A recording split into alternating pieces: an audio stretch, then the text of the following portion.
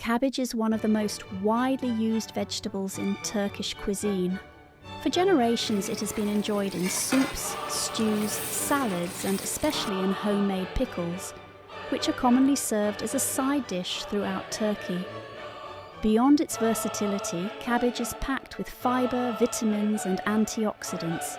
It's particularly valued for its fibre content, which helps support digestive health and makes it a great addition to a balanced diet.